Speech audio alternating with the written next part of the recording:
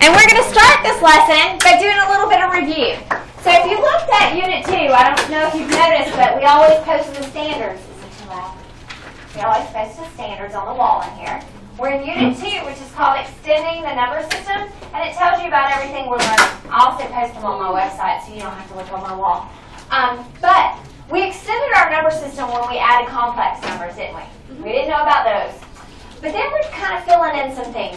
We also looked at, in this unit, operations with polynomials. So we added, we subtracted, we multiplied, we divided polynomials. And now we're going to fill in the last little bit so that we can be completely successful when we move on to our quadratic unit and our higher degree polynomial unit. And that's where we're going to revisit some simplifying radicals, but we're also going to look at them in terms of rational expressions, rational exponents. Now, rational, in basic terms, means we can write it as a fraction. So we're going to look at exponents that are fractions. So that's what we're going to look at today. We're going to start by reviewing some things. These are our laws of exponents. When you multiply like basis, n to the a times n to the b, when you multiply like basis, what do you do with those exponents? You add them. When you divide like basis, you subtract the exponents. And sometimes we can think of this as canceling. And I'll show you an example of that in a minute. And then our basically third major rule was when we raise a power to a power. When we have a power raised to a power, we're going to multiply those exponents. So these are standards that you covered last year. So let's see what you can do on these three problems. Take just a moment and see what you can do on those three. And then we'll talk about it.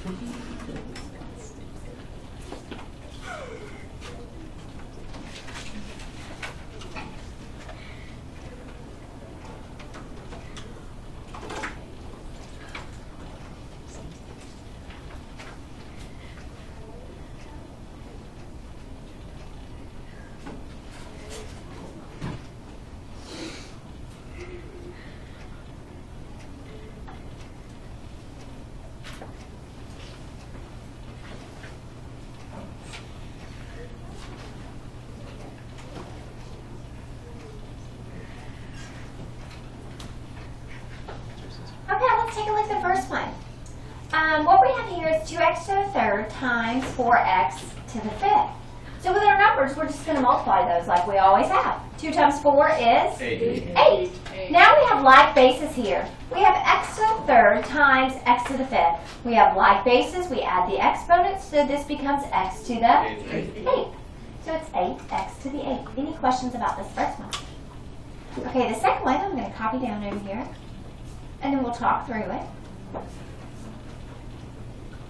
With our numbers, we're going to treat them just like we always have. and we're just going to look at it as if there wasn't anything else here. So 4/10. 4/10. Well, doesn't 2 divide into 4 and into 10? Yes. 2 goes into 4 2 times. 2 goes into 10 5 times. So we would simplify that to 2/5. Now we're going to look at these. Now if we thought about it as subtracting, 2 minus 8 is -6. And this is kind of a good point because with negative exponents, they need to move, don't they? A negative exponent we think is reciprocal. So if we were left with a to the -6, this would move to the denominator and become a to the +6. Now, if we think about it as canceling, we can say, all right, this means there's 2 a's over 8 a's.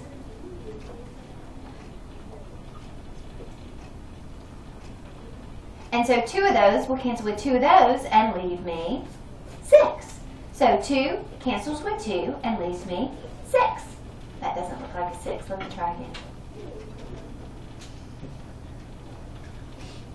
Okay, so if we think about it as subtraction or canceling, 5 minus 2 would leave me with 3. So my answer here would be 2b to the 3rd over 5a to the 6th. Yes, ma'am. I thought it was -6. It would be, it would look like this. Oh, okay.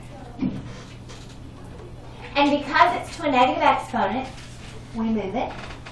And so when we move it to the denominator, it becomes positive. Does that make sense? Yes. Okay. All right. And on this one, this is our power rule.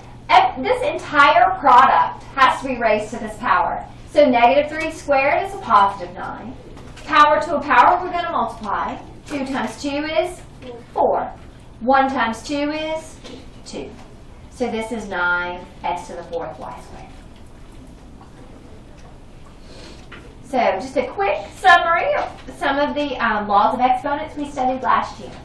Do most of these ring a bell? Awesome. Okay, so now let's look at the rational exponent versus radical. Now this is a rational exponent, 16 to the 3/4. And we call it a rational exponent because it's an exponent that's written in fractional form. Now when we have a rational exponent, this is kind of our rule. When we look at this, the denominator of that fraction is the root. The numerator of that fraction is the power that we're raising it to. So if we were just switching forms from rational exponent form to radical form, this denominator would become our root. So instead of being a square root, this one's going to be a 4th root. And to denote 4th root, we would put a 4 here. If it were cubed root, we would put a 3. If it was square root, we don't have to put the 2. It's understood. Okay, so this is the 4th root of 16, and our power is 3. So to switch forms, we could write it in this form, or we could say the 4th root of 16 to the 3rd. So the power can really go either place. So if you were just asked to switch forms, either of these would work.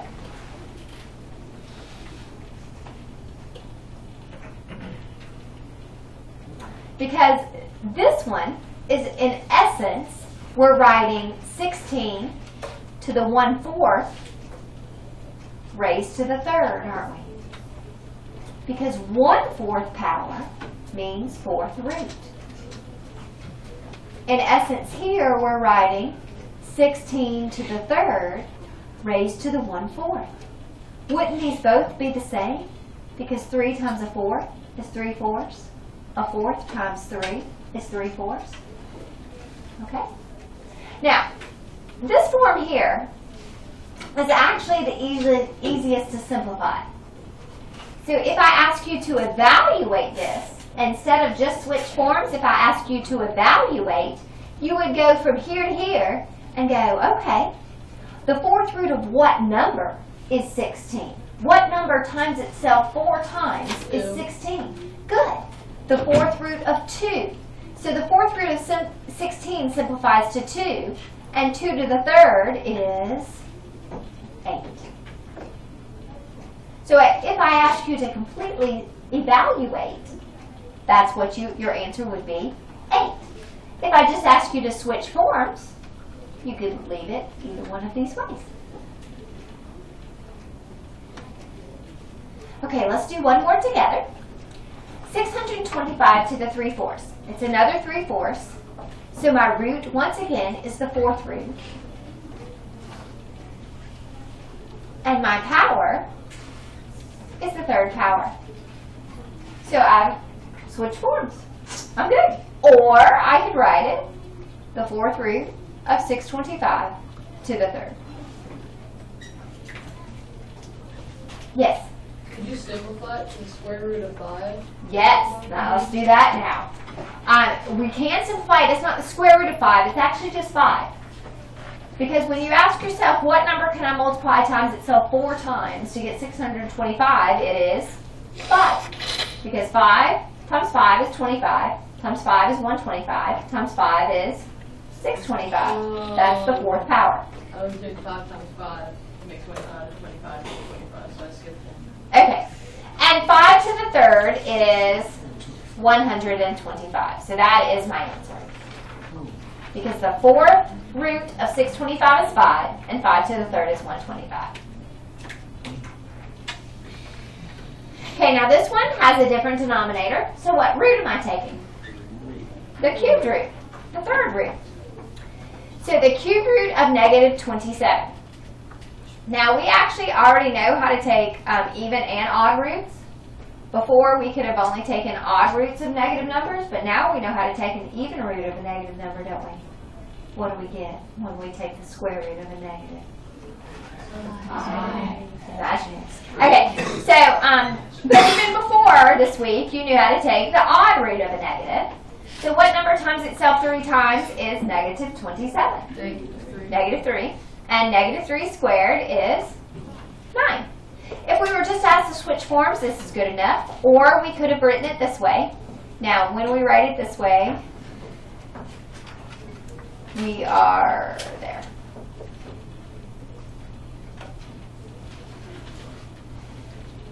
Okay, what if I took that same problem and all I did was I threw in a negative exponent? What does the negative exponent, and we touched on it on those few little problems at the beginning. It just makes it 1/9. Very good. We do reciprocal. So negative exponent is going to tell us reciprocal.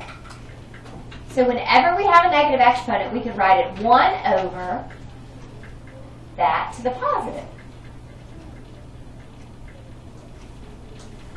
Okay, now if we were already working within a fraction, just the things raised to a negative exponent can move. It could move from the numerator to the denominator because that's really what a reciprocal is doing. Okay, now let's go the other way. If you started with a radical, could you write it as a rational exponent? So, square root. What is my root? On a square root, what is the root? 2. What is the power? 1. Now this is a huge concept, guys. The square root is the same as the 1/2 power. Just like a cubed root would be the same as what power? 1/3 power. So when you're using those graphing calculators and you're not sure where to find all your buttons, like if you wanted to do the cubed root of 729, because right off your head you can't remember that would be 9, you could use 729, the hat key, the up arrow, 1/3, enter, and it would give you 9. Oh. Okay. Now, if we were to rewrite this one, this would become x to what power? 1/5. Fabulous. What about this one? What's my power? 4. What's my root? 3. Power over root. Power over root. Now this one's a little more interesting. Because the x is being squared, we really want to think of everything being squared. So how could I rewrite this 4 so that it's some number squared? 16. Right idea, wrong direction. 2. So if I squared the 2, I'd get the 4. So this I would write as 2x to what power? 2/3. My power is 2, my root is 3. Okay, you try.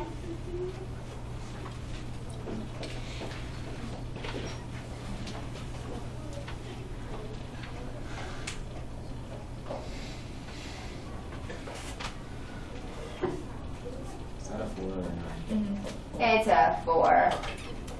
It's a really ugly one. Let me try again. What would we do with this, like, and everything, if everyone's cold? Oh, thank you. All the other teachers are awful with it. Oh yeah. I've used it every day since they brought it to me 3 years ago. I was terrible when I started. No, it was more than 3 years ago. Yeah, I remember that- it was in 5th grade. The first one. I remember Hold it was on. 6th grade. It was 6th grade. It was 6th No, grade. it was I 6th slowed down in grade. 5th grade. High school didn't get them as fast as elementary did. I was saying in Richmond. You know, like you Yeah. and I think Miss Rock. I remember trying to use one for presentation You guys materials when I was like, masters with that. Oh, yeah. Because I know it was like the first time I was 5th grade. And then 6th grade we had it. All right, I'll pick the easy number again. That was 2. So did you get 2 and to the 3/4? Yep. Beautiful. Get down.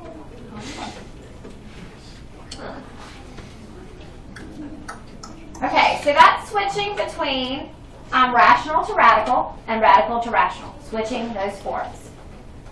Okay, the last thing we're going to look at is some simplifying radicals in just a minute. Not yet, I got a little ahead of the game.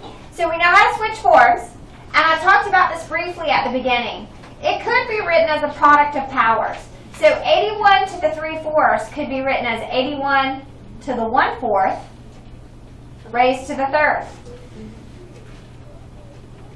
So the 4th root of 81 is 3, and 3 to the 3rd is 27.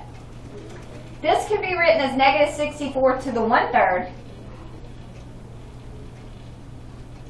raised to the 2nd. So the cube root of negative 64 is negative 4, and negative 4 squared is 16. So what happens if we have a fraction? It's not a big deal. We can think of this as 64/27 to the negative 1/3 squared. Okay, guys, what does a negative exponent do? Reciprocal. So let's just go ahead and flip it so that I have the reciprocal. When I do, now I'm thinking positive. So what is the cube root of 27? 3, and the cube root of 64? 4, so it's 3/4 squared. What is 3 squared? 9. And 4 squared. Okay, you try number 4. This is so long.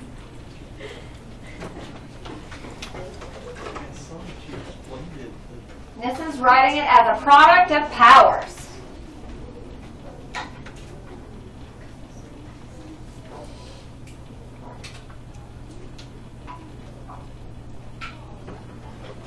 Wait, would be if you drew it would be negative 1/2 to the 3rd. It was. Good. Good.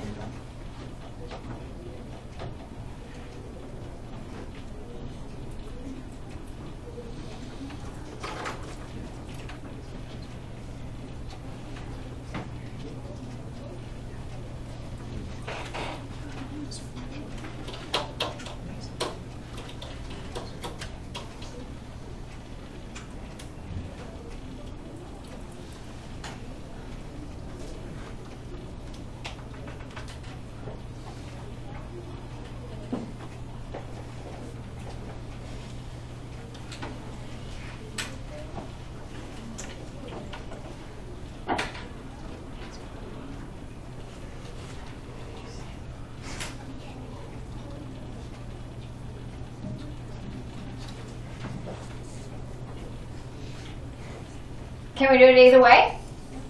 We sure can. Could I cube it and then take the square root? Yes. Now, I would never do that because I'd make my numbers bigger before I try to make them smaller.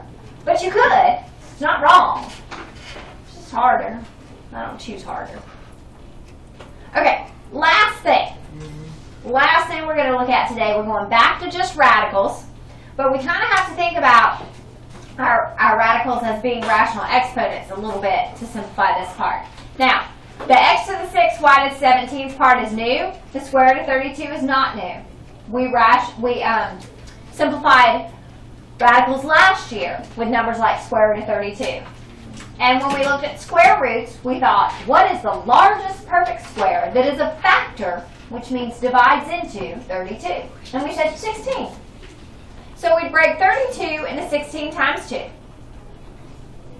And then we have an x to the 6th and a y to the 17th.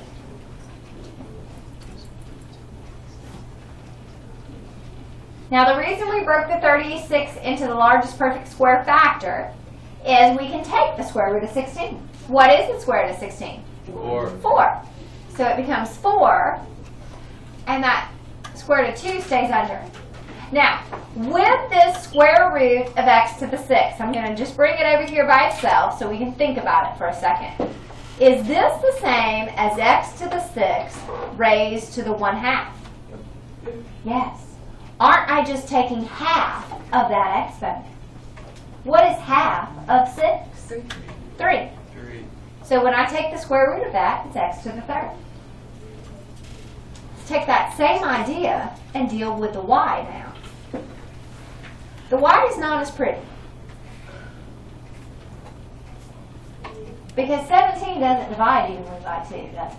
How many times does 2 go into 17? 8. And how many are left over? 1.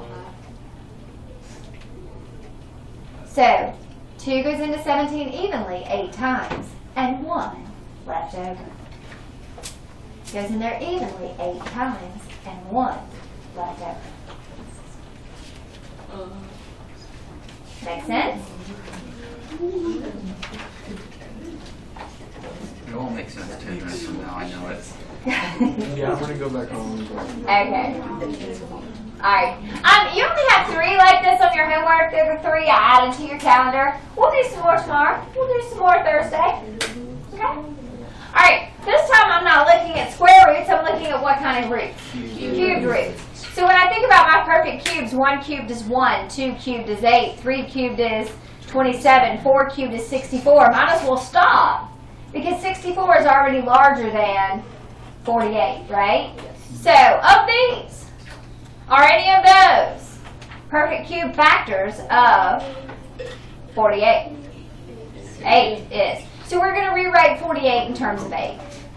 48 is 6 times 8, and that's the one I really hate. That's how you teach children that don't like to multiply, that aren't good at multiplying. You come up with cutesy little sayings. I suck at multiplying. Yeah. All right, so the cubed root of 8, we know what that is. What is it? 2. So we bring out the 2. We do not know the cubed root of 6. It is not a perfect cube, so it stays under. Now this time, instead of basically taking half, we're taking a third, which means we're dividing it by 3. What is 9 divided by 3? 3. How many times does 3 go into 8? 2. 2. But how many are left over? 2. 2. Does 3 divide into 2? No. No. So it stays under totally.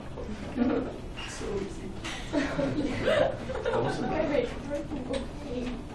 I don't like number 4 now. Okay? Oh, that's 6. Oh, there's the answer. Whoops. 2 weeks. That's okay. We're going to do it again. Ah! Ah! That's not your quiz. Shoo. Okay, I was Quiz like, balls. I know the answer. I saw a quiz Yeah. and I was just kind of like, 2. One yours. All right. This time we want a number that's to the 4th power that's a factor. It's going to be 2 Yeah. because 2 to the 4th is 16. So we're going to break up that into 16 times 2. And since you guys saw the answer just a second ago, that's why I just gave it to you.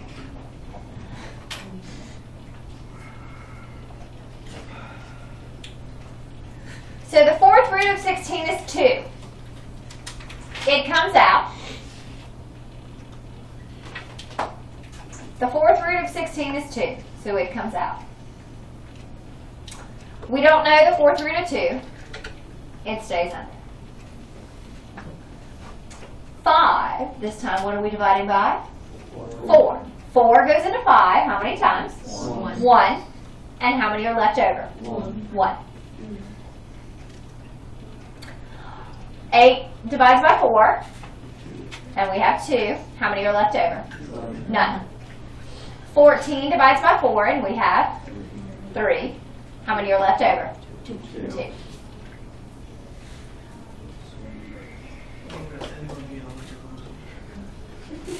And that's it. That's it. That's all there is to it. Okay, now, before you go home and tell your parents I have to do 4 through 52, please notice that it says multiples of 4, which means it's just the fourth column.